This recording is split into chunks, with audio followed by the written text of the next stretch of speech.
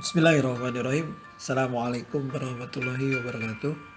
Apa kabarnya mahasiswa-mahasiswaku? Mudah-mudahan tetap sehat dan semangat belajar di rumah ya. Walaupun pasti perlu kuota ya. Kita doakan mudah-mudahan wabah ini atau masalah ini berlalu dan kita bisa belajar lagi tatap muka. Baik, di pertemuan 9 kita akan bahas tentang sistem informasi akuntansi atau SIA. Dari judulnya sudah terlihat atau terbayang bahwa akan kita bahas terkait dengan akuntansi, pasti berhubungan dengan keuangan, finansial, pelaporan, stokis, dan yang lainnya. Teman-teman mahasiswa, sistem informasi akuntansi ini sangat diperlukan oleh sebuah perusahaan yang bergerak di bidang apapun. Karena mengandung sebuah proses untuk melaporkan kondisi keuangan perusahaan secara akurat dan benar. Sehingga menguntungkan pihak internal maupun pihak eksternal yang ada di dalam perusahaan maupun di luar perusahaan. Proses sistem informasi akuntansi berkaitan dengan teknologi informasi tentunya memajukan usaha atau bisnis. Sistem informasi akuntansi akan memudahkan perusahaan melakukan sebagian besar kegiatan perusahaan dengan memberikan informasi yang tepat dan akurat. Baik itu biaya produksi yang bisa ditekan menjadi lebih efektif dan efisien. Sebenarnya apa yang dimaksud dengan sistem informasi akuntansi itu? Sistem informasi akuntansi adalah sebuah sistem yang mengumpulkan, menyimpan, dan mengolah data keuangan akuntansi tentunya yang digunakan untuk mengambil keputusan baik middle manager maupun top manager. Informasi akuntansi merupakan sistem yang umumnya berbasis komputer dan metode untuk melacak kegiatan akuntansi dalam hubungannya dengan sumber daya teknologi informasi. Digitalisasi akuntansi manual, digitalisasi akuntansi. Mungkin yang manual teman-teman bisa terbayang bahwa akuntansi itu hubungannya dengan buku besar, neraca lajur. Sementara yang digitalisasi softwarenya ada Excel, ada DEA, Easy Accounting, ada juga Mayop, Zahir dan lain-lainnya. Hasil laporan-laporan keuangan dapat digunakan secara internal oleh manajemen atau secara eksternal tadi sudah saya sebutkan. Baik yang pihak berkepentingan seperti investor, kreditor, atau otoritasi pajak. Dalam pencatatan akuntansi menggunakan cara manual, akan tetapi sering berkembang zaman, maka sistem informasi itu nanti menjadikan otomatisasi.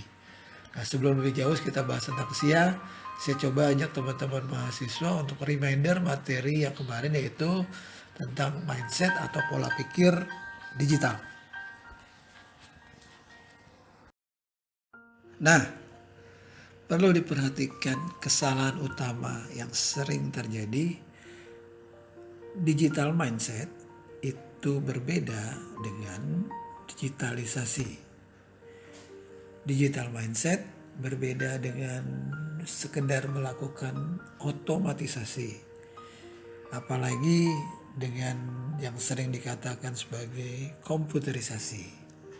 Jadi digital mindset bukan digitalisasi, bukan otomatisasi, bukan juga komputerisasi. Lalu apa sebetulnya digital mindset? Untuk bisa mempelajari secara konsep dan teori, ada baiknya kita pelajari atau kita mulai dengan contoh-contoh yang sederhana. Mari saya coba berikan contoh yang ada di sekitar kita. Kita mulai dari contoh yang pertama nih. Kalau teman-teman mahasiswa, terutama laki-laki, mengeluarkan dompet dari celananya, kalau saya tanya, tolong dihitung ada berapa jumlah kartu di dalam dompet kalian. Nah, saya ingin Anda sekarang membuka dompet Anda masing-masing, hitung jumlah kartunya, kemudian tuliskan di chatting.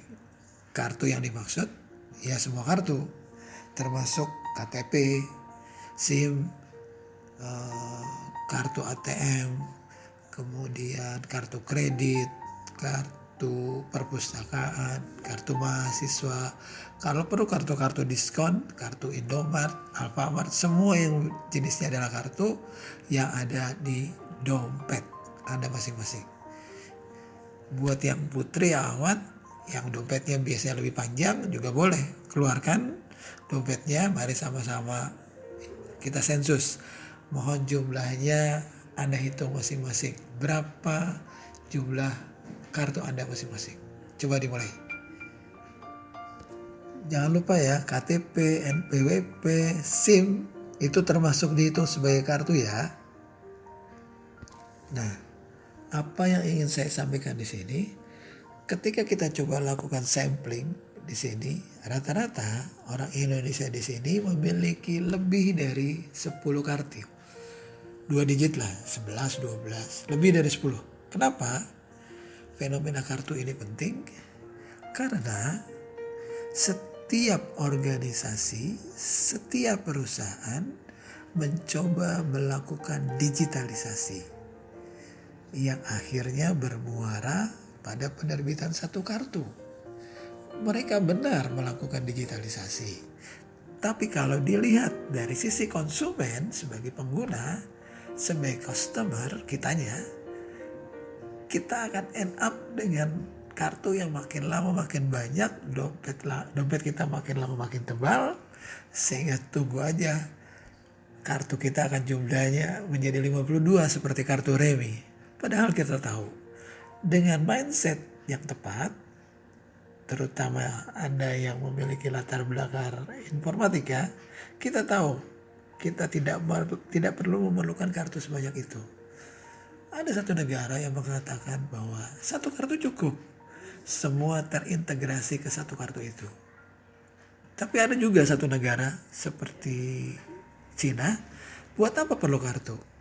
Cukup ada satu aplikasi, satu apps, ditaruh di handphone, bagian dari aplikasi, dan semua informasi yang terkait dengan semua kartu itu masuk ke dalam kartu aplikasi tersebut. Itu namanya digital mindset.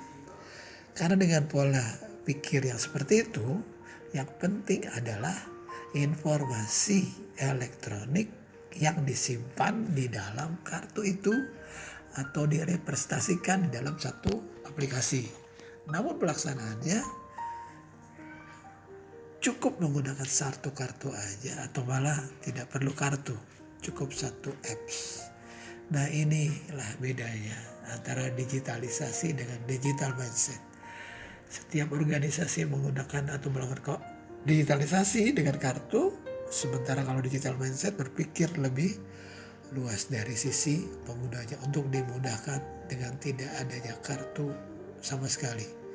Bahkan ada organisasi yang satu organisasi mengeluarkan banyak kartu. Nah, ini tentunya tahu persis, ini tentunya akan membuat sistem itu tidak terjadi komputerisasi dengan sendirinya. Teman-teman mahasiswa, Indonesia tidak akan menjadi negara efisien kalau masing-masing organisasi, masing-masing institusi berpikir secara parsial. Nanti akhirnya semua menerbitkan kartu dan dompet kita akan menjadi ekstra tebal dan kemana-mana kita perlu bawa kotak yang isinya kartu-kartu tadi. Ini adalah satu fenomena mengenai digital mindset yang belum sepenuhnya kita terapkan di Republik ini.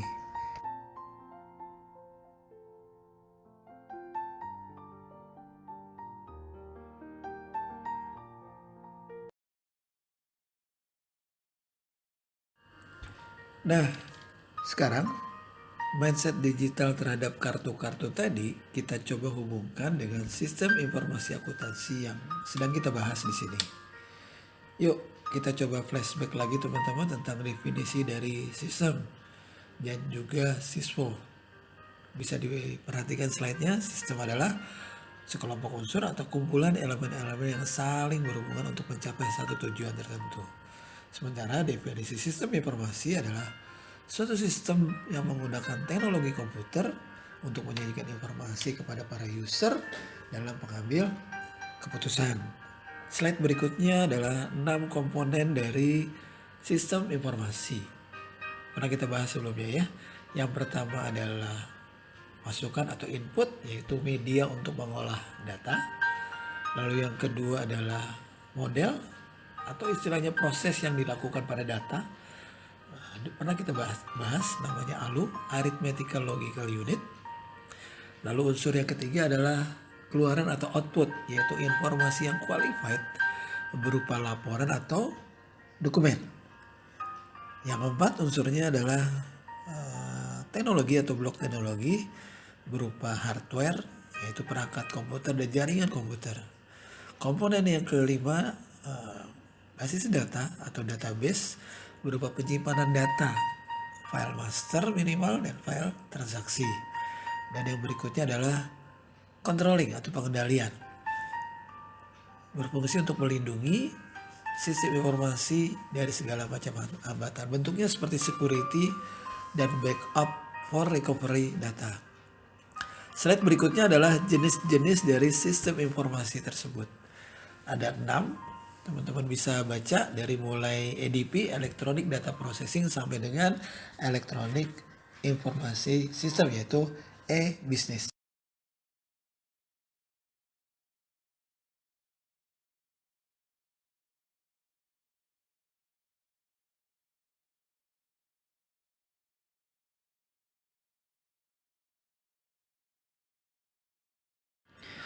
Berikutnya pada slide halaman 9, akuntansi. Menurut Al-Haryono Yusuf, akuntansi didefinisikan sebagai suatu proses pencatatan, penggolongan, peringkasan, pelaporan, dan penganalisaan data keuangan suatu organisasi. Itu definisi akuntansi. Nah, kalau sistem informasi akuntansi itu dirancang untuk mendukung semua fungsi akuntansi dan berbagai kegiatan termasuk auditing, akuntansi keuangan, dan pelaporannya. Juga mendukung kebutuhan manajerial atau manajemen akuntansi, dan tentunya pajak dalam hal ini. Yang paling banyak mengadopsi sistem informasi akuntansi adalah audit dan modul pelaporan keuangan. Nah, teman-teman mahasiswa, fungsi terpenting yang dibentuk oleh SIA atau Sistem Informasi Akuntansi pada sebuah organisasi antara lain ada 3. Yang pertama, mengumpulkan dan menyimpan data tentang aktivitas dan transaksi. Jadi semua aktivitas detail per detail dikumpulkan, disimpan datanya. Lalu yang kedua, memproses data tersebut menjadi informasi yang nantinya akan digunakan dalam proses pengambilan keputusan. Dan yang ketiga adalah melakukan controlling secara tepat terhadap aset dari organisasi. Nah, setelah sebelumnya sudah dibahas 6 unsur dari sistem informasi, teman-teman mahasiswa perlu juga ketahui 6 unsur atau 6 komponen dari sistem informasi akuntansi. Yang pertama adalah manusia, yang merupakan komponen terpenting dari SISPO atau sistem akuntansi. Lalu yang kedua, komputer dan otomatisasi kantor atau digitalisasi tadi. Lalu yang ketiga, basis data, kumpulan dari data-data di komputer yang diintegrasikan. Lalu yang keempat adalah pengkodean. Yang kelima adalah dokumen. Dan yang keenam adalah laporan. Nah, mahasiswa sekalian, subsistem sistem informasi akuntansi memproses berbagai transaksi keuangan dan transaksi non keuangan yang secara langsung mempengaruhi pemrosesan transaksi keuangan dalam sebuah organisasi atau perusahaan. Nah, SIA terdiri atas 3 subsistem. Yang pertama, sistem pemrosesan transaksi yang mendukung proses operasi bisnis harian. Lalu yang kedua, sistem buku besar atau pelaporan keuangan. Yang ketiga, sistem penutupan dan pembalikan atau dikenal juga sebagai controlling atau pengawasan laporan keuangan dengan cara pembalikan dan penutupan dari jurnal laporan keuangan yang dibuat sehingga menghasilkan laporan keuangan seperti laporan laba rugi, neraca, arus kas, dan pengembalian pajak. Pada slide berikutnya adalah siklus konsep dasar dari sistem informasi akuntansi secara digital. Teman-teman perhatikan di slide di halaman 11. Siklus informasi akuntansi secara digital sama halnya seperti kita bahas, kaidahnya ada I, P, dan O. Input, proses, dan output. Input dalam hal ini adalah bukti transaksi berupa formulir, dokumen, media yang digunakan, yang direkam sebagai terjadinya transaksi. Lalu yang kedua adalah proses berupa jurnal. Jurnal itu apa? Catatan akuntansi pertama yang digunakan untuk mencatat, mengklasifikasi, dan meringkas data keuangan dari data-data yang tadi masuk di bukti transaksi. Dari jurnal kemudian diproses, ada dua. Yang pertama menjadi buku besar pembantu. Buku besar pembantu terdiri dari rekening-rekening yang digunakan untuk meringkas data keuangan yang dicatat sebelum dalam jurnal. Lalu outputnya adalah sebagai laporan keuangan. Sementara bukti transaksi yang tadi di input dijadikan juga sebagai file transaksi. Jadi laporan adalah hasil akhir dari proses akuntansi yang berisi informasi yang merupakan keluaran sistem akuntansi. Jadi prosesnya tetap sama, IPO, input, proses, output. Hanya konsepnya secara digital, inputnya berupa bukti transaksi, jurnal prosesnya, dan outputnya adalah laporan keuangan. Teman-teman mahasiswa, jika perusahaan menerapkan SIA dengan baik, diharapkan semua laporan akan dapat disajikan tepat waktu. Jadi semua pihak internal maupun eksternal dapat mengambil keputusan dengan baik mengenai perkembangan perusahaan.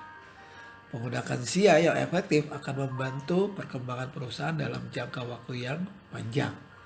Nah, di slide halaman 13 itu ada SIA manufacturing yang meliputi SIA pokok dan SIA penunjang. Nah, itu poin-poinnya bisa dibaca di sana. Saya jelaskan sedikit tentang untuk mendukung sebuah usaha yang memiliki sebuah SIA yang baik tentunya butuh sistem pencatatan dan pelaporan yang baik pula. Maka dibutuhkan keandalan sistem pelaporan akuntansi. Nah, menurut AICPA, American Institute of CPA, CPA itu Canadian Institute of Charter Accounting atau CICA, terdapat 5 prinsip dasar yang penting bagi keandalan sistem akuntansi. Yang pertama adalah security atau keamanan, di mana akses ke sistem dan datanya dikontrol dan dibatasi hanya untuk yang berwenang. Lalu yang kedua adalah kerahasiaan, berupa perlindungan informasi yang sensitif dari pengungkapan data yang tidak sah. Lalu yang ketiga adalah privasi, pengumpulan, penggunaan, dan pengungkapan informasi pribadi tentang pelanggan dilakukan dengan cara yang tepat dan private. Lalu yang berikutnya adalah memproses integritas, pemrosesan data yang akurat, lengkap, dan up to date, serta otorisasi yang tepat. Lalu yang terakhir adalah ketersediaan. Sistem ini tersedia untuk memenuhi kewajiban operasional sesuai dengan kontrak.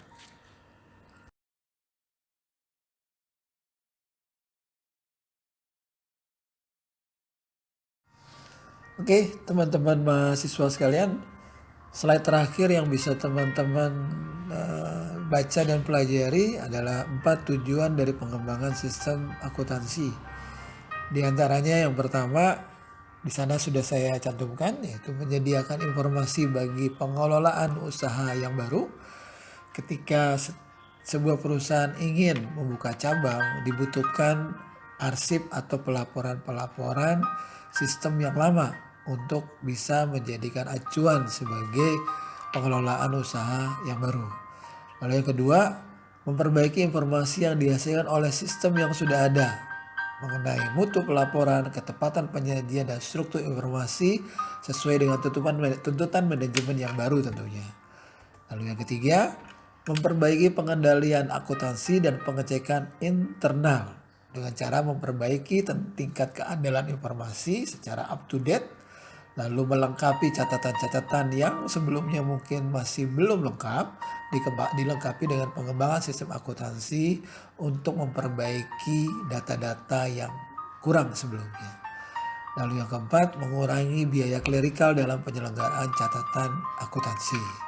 Nah, teman-teman mahasiswa, akhir dari pertemuan ini tentunya sebelum kita lanjutkan dengan diskusi, di slide ke-17, kasus kedua setelah kasus pertama di awal pertemuan tadi tentang kartu, di kasus kedua ini ada gambar deretan mesin gesek di kasir atau istilahnya mesin edisi.